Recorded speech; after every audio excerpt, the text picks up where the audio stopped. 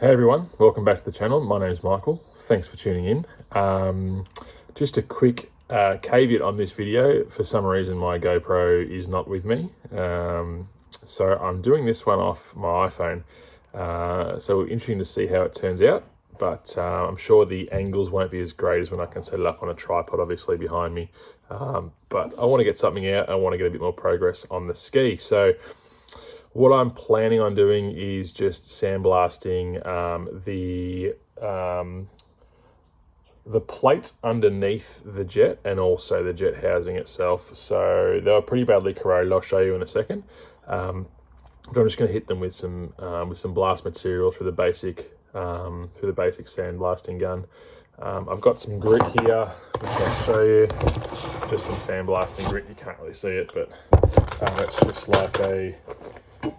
just like a very fine sort of sand. I'll give you a shot of that in a second, but that's going to be the plan. So we'll see how we go. Fingers crossed that I can edit this properly because it's from my phone. It might be a one-take wonder and just upload it straight from here. So we'll see how we go, but thanks for tuning in.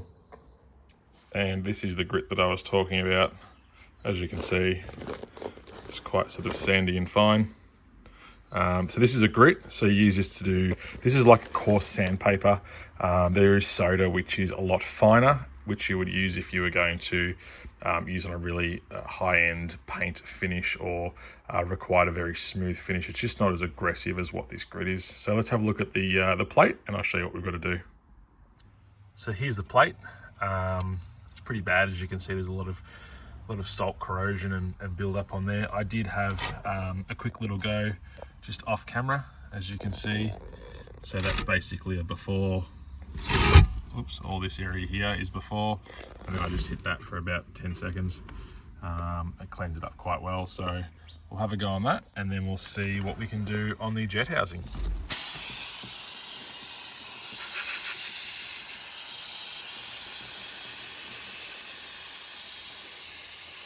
All right, so after the first round of sandblasting, that's the back side, and there's the front side. Very happy with how it's come up. My only concern is, as we saw on the last ski, is going to be cavitation.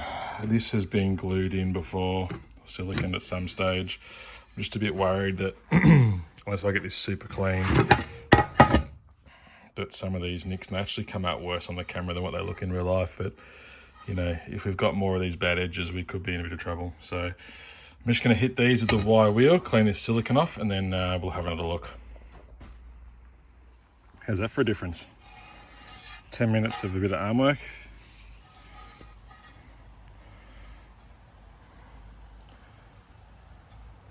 Beautiful, nice and clean. I think, call me crazy, I think I'm going to spray that gold. Alrighty, I'm just going to hit this with some aluminium etch primer. What that effectively does is it eats into the surface of this and then creates a great bond. And then when I spray the next layer of paint over the top, it'll bond to the primer. Let's do it.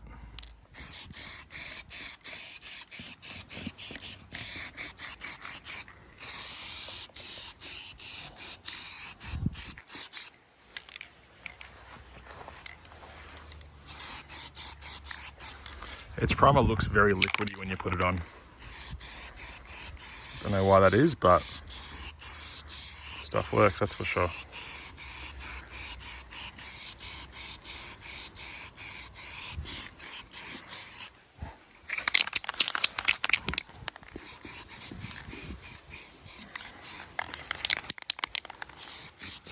All right, I'll let that dry over for a minute. Right, and then so I've got a coat. It's touch dry after 10 minutes. So I've got a coat on both sides of that, as you can see. Recoat after an hour. So I'll come back in an hour and recoat that. Just put the second coat of etch primer on. I won't flip it over because it's a bit wet. I'm just got it gently leaning up against the workbench there. I'm pretty happy with that. It's come up pretty nice. Complete difference to what it was before. If I hold it like this, see if I can get, I might try and put a side by side next to each other so you can see the before and after. So here we go. Anyway, so that's that. I'm gonna let that dry for the night now, and then tomorrow put some color on it. I'm not going to do too much more. It's a bit tricky without the GoPro, so yeah, get some colour on this in the morning. Sorry there's not more, but hey, such is life. We'll get back to it ASAP. I'll catch you tomorrow. All right, good morning everyone. Here we are. I've just finished my third coat of gold on the bottom plate. So what I'm going to do now is, in between sandblasting the jet housing, I'm going to start looking to rebuild the carburetor. It needs a really good clean. I have washed it in the ultrasonic cleaner, but I'll just show you the residue left on that now. So as you can see, if you look at this, there is a fair bit of residue left all around here. That hole there, if I get a bit closer, it's definitely got some obstruction in it. This is all going to have to be cleaned up. I am noticing, if I look down inside, that there is, I don't know if the camera will pick it up, there is quite a bit of, there we go, quite a bit of junk on the inside, which will have to be cleaned out, because that sort of thing will disturb the venturi, which is the way that the carburetor and the vacuum from the engine suck fuel and air. They mix. Heaps of videos on YouTube about that. I'm not going to get into too much detail, but if this is dirty, it's almost like cavitation that we saw on the XLT 1200. So as the air's flowing in, it's not flowing in smooth, it's flowing in all broken, which can make tuning carburetors really, really hard. So we're going to have to see the best way to clean all that out, but I'm going to have a look at that now, and also jump on the jet. All right, so I've got the carby in the vise, just giving you a shot here. So what I've done inside in here is really smooth now. There's a little bit of discoloration. There's a little bit of, it's not scoring, but some sort of scuff inside there. Close a bit of a view.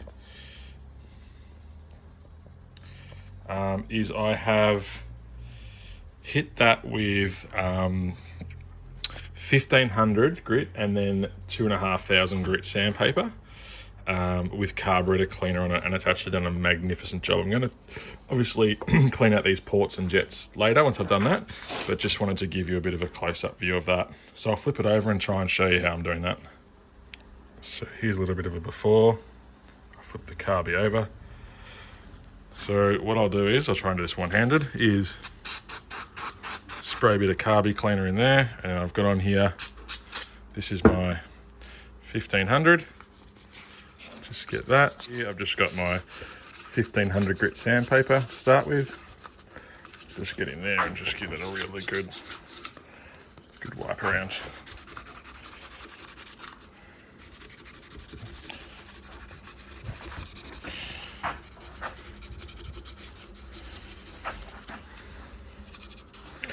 All right, I'll keep attacking that and come back and show you.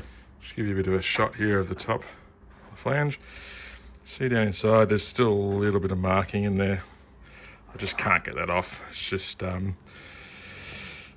carby sat for too long.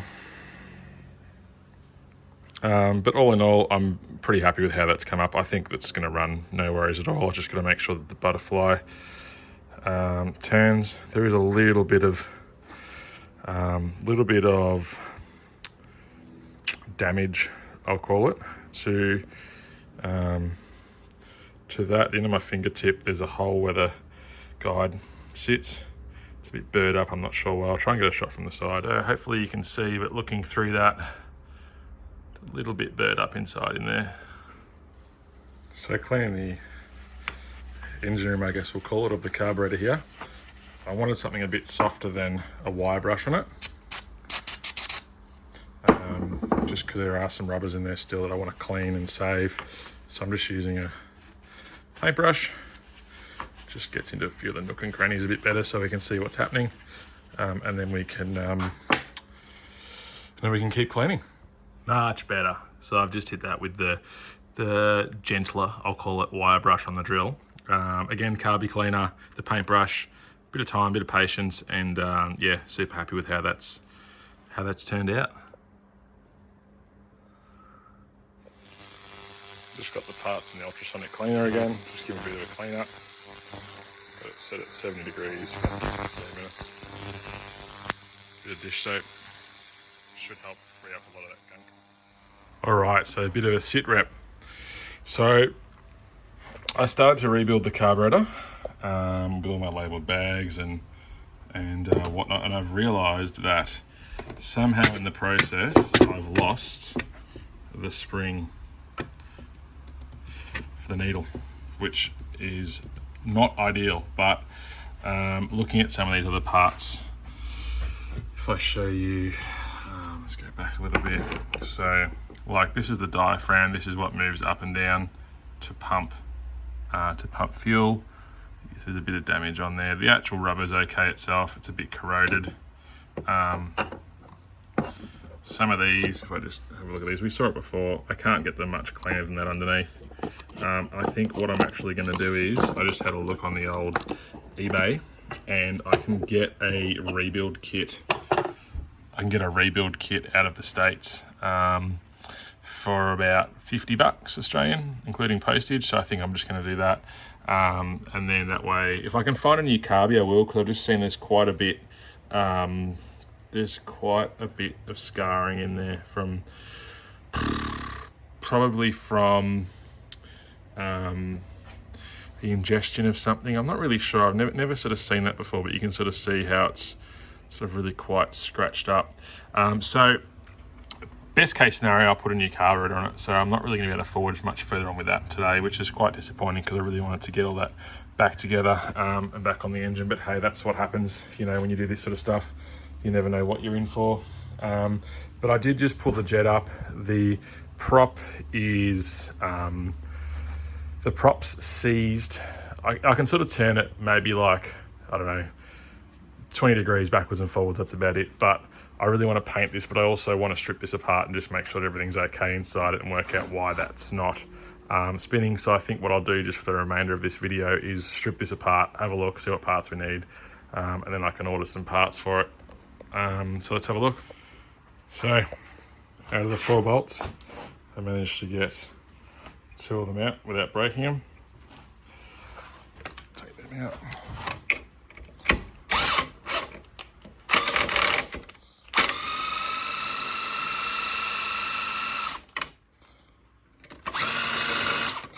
They're out.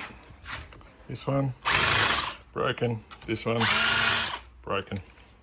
All right, so I'm just pulling this apart, which feels like it's pretty loose now. Had a casualty, and I just had it in the vise, broke the ear off. Something else we'll have to look at. All right, let's lift this up and off, if we can, which we can.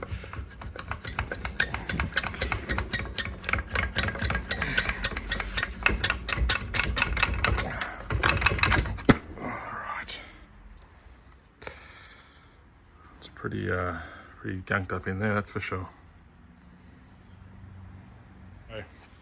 Just got to pull the second half of the housing apart. You can see there that I've broken the seal around the casing. I've just got this one corner here where that bolt broke. Have to get that out so that I can pull this casing apart. There's 2 actually, that one and that one. Get them out, so that's going to be fun. Let's see how we go about doing that with stainless screws.